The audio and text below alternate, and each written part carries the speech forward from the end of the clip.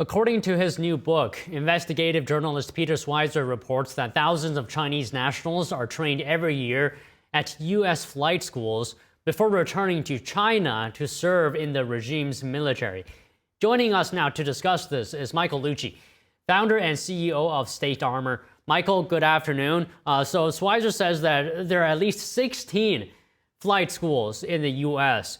that do this. What do you think about the situation?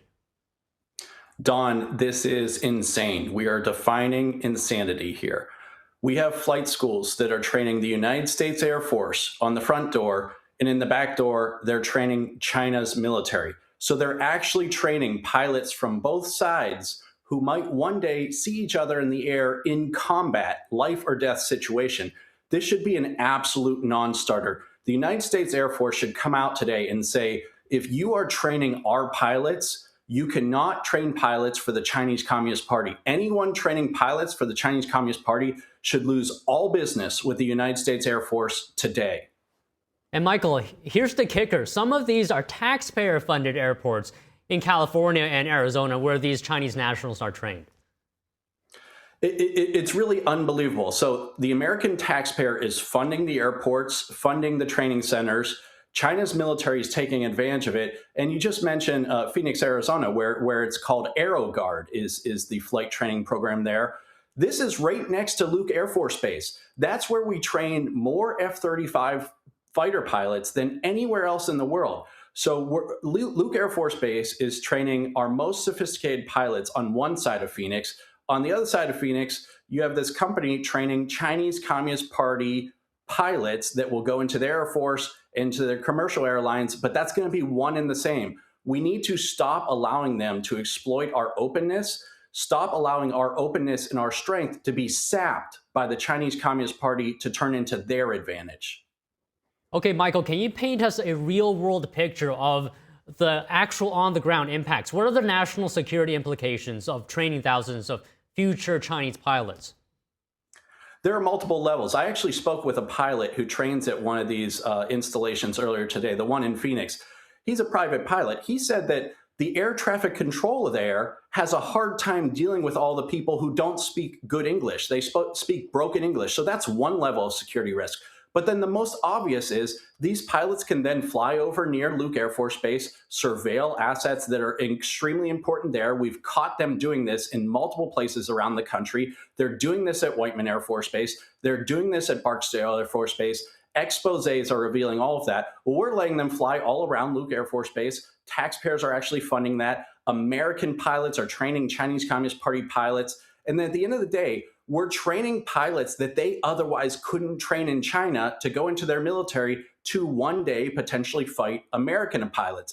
We need to talk about how this is borderline treason to train the military that is geared towards killing our military.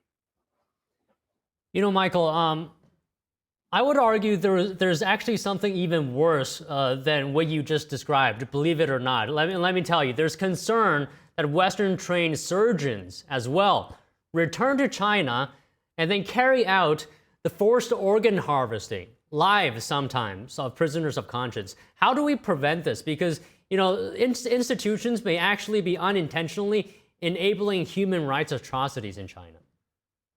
Yeah, I've heard about this. I've actually heard about this in Arizona as well, but other states around the country, because states are passing legislation to prohibit health insurance plans from reimbursing for organ transplants that occur in China. But we need a lot more than that. The federal government needs to start sanctioning those entities in China and any individuals involved with those entities in China where we know the organ transplants, the forced organ transplants are occurring. Those are often associated with the Chinese military itself. These are often military hospitals that are carrying out these human rights abuses. So doctors who are coming through those hospitals should not be coming over to the United States at all. If you're associated with any of those institutions, you just shouldn't be allowed over here. I've personally just looked around in medical centers, some that have opposed the legislation, the state legislation I just described to you. There was a medical center in Arizona that opposed that legislation. They had somebody show up opposing that legislation. We looked on their website, they had doctors that trained in the Chinese military. So it's really absurd that the Chinese military is getting a vote in our democracy, is getting training in our flight schools, is getting to sap intelligence and expertise from our universities. They're compromising us and getting us all dirtied up in their ways while sapping our strength to build up their own strength.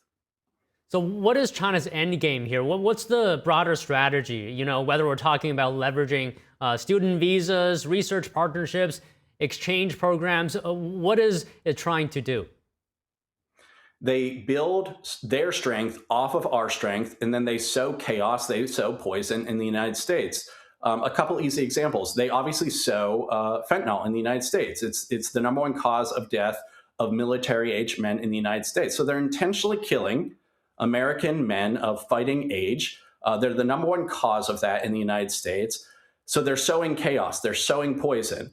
They go onto our campuses. They're Chinese Communist Party agents who fund radicalism on campus, whether it's communist radicalism, Islamic radicalism. They'll sow any chaos that they can. But at the same time, they're tapping into the strengths of our society to pull the best parts out and bring it back to China, often by theft, but sometimes just by legitimate training. Whichever it is, no training, no value, no expertise should ever go from the United States to the Chinese military. Right now, it's happening in all kinds of ways. We need to cut it off in all those ways. Okay, I'll just end with this. How do we cut it off? How do we stop it?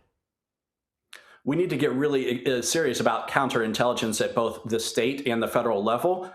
We shouldn't be allowing anyone into our universities, into our training programs that have any association with Chinese intelligence or military. So to start, the FAA should work with the DHS to just ban the training of foreign adversary nationals in our flight schools altogether. End that. The United States Air Force should say, we're not partnering with you if you're training the Chinese military.